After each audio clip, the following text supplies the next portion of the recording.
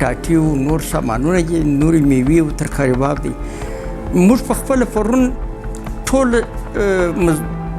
کارګر چې وه چې تقریبا 15,000 نفر انسانان موږ سره اوس کار کوي، ټولو ته مو جواب ورکړي.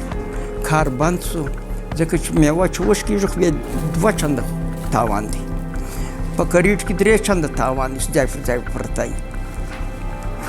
نو هغه کار مو بند کړي.